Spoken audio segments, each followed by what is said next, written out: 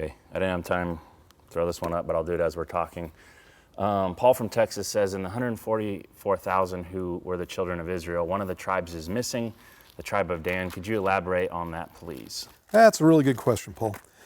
That's one of the things that specifically the Jehovah's Witnesses glom onto to try to say that God can't be talking about the literal 144,000, a literal group of Jews that are the 144,000, because if that was the case, Dan would be there. And what Paul is talking about is when you go through and you look at the names that are used, Judah, Reuben, Gad, Asher, Naphtali, Manasseh is important. Simeon, Levi is important. Issachar, Zebulun, and Joseph are important. And then Benjamin. If you're sophisticated about the numbering of the 12 tribes of Israel out of the Old Testament, you know that there's two ways that God generally numbered them. And one way was where he just numbered flat out the sons of Joseph, the sons of Jacob. And so it would go Reuben, Naphtali, Gad, and on down the line. And when you got down to the youngest sons, the second youngest son was Joseph, and the youngest son was Benjamin. Okay? And so Levi would be included in that. So you would have in that numeration of the 12 tribes, you would have all the other tribes enumerated plus Levi and Joseph. Okay? When they were passing out the land, though, Levi doesn't get any portion in the land. God gave them a place to live, but they didn't have like the counties that were given to the other tribes. And so that's how I kind of picture the nation of Israel. You have the whole nation itself, and then you have the county of Reuben and the county of Judah and so on and so forth. Well, Levi didn't get that. And so he wasn't enumerated in that situation. And what happened was Joseph was divided up into two tribes, and those were the tribes of Ephraim and Manasseh. Those are the sons of Joseph and the grandsons of Jacob. And so when you hear about the half tribe of Manasseh, that's what's being spoken about. Ephraim and Manasseh were half tribes.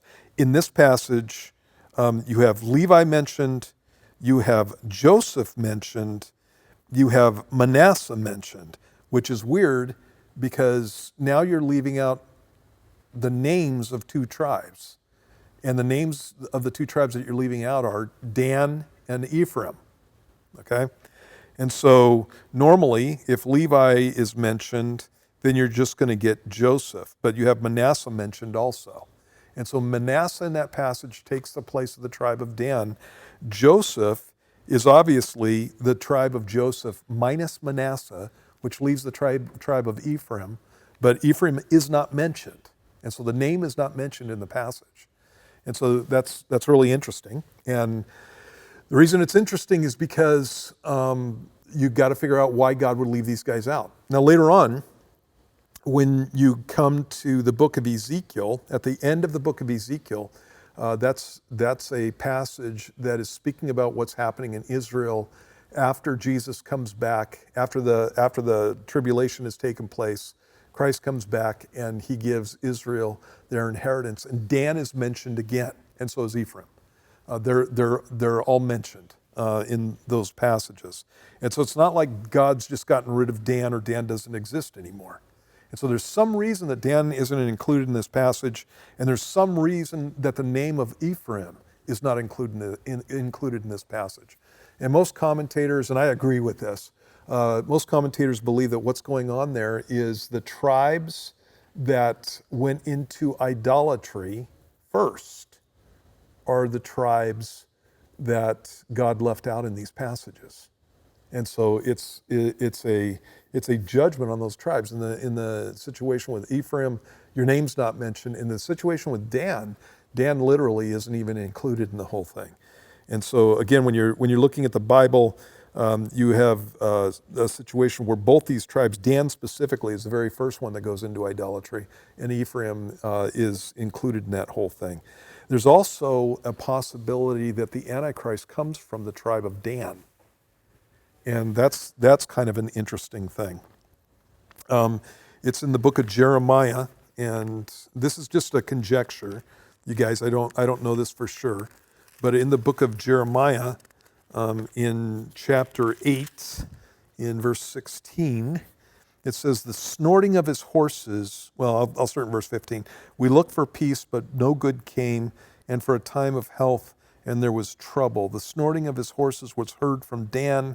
The whole land trembled at the sound of the neighing of his strong ones, for they have come and devoured the land and all that is in it, the city and those who dwell in it. And the passage goes on there. And it's talking, in that passage, a lot of people apply that to the coming of the Antichrist, and they wonder whether or not the Antichrist comes from the tribe of Dan. Also, in the book of Genesis, in chapter 49, you have this prophecy that's given over the 12 sons of Jacob by Jacob himself. And it's really interesting that when he comes to the tribe of Dan, he says this. Well, let me do two tribes. One is Judah and the other one is Dan. Let me find Judah here. It says, Judah is a lion's whelp. From the prey, my son, you have gone up. He bows down, he lies down as a lion, and as a lion, who shall rouse him up?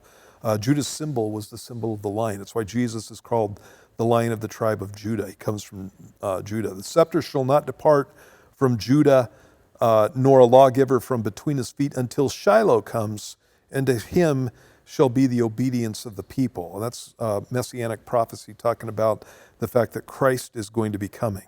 When you get to Dan, though, and it's a little bit later in the passage, it's chapter 49, verse 16, it says, Dan shall judge his people. And the name Dan means judge.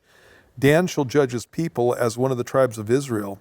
Then it says this, Dan shall be a serpent by the way, a viper by the path, that bites the horse's heels, so that its rider shall fall backward.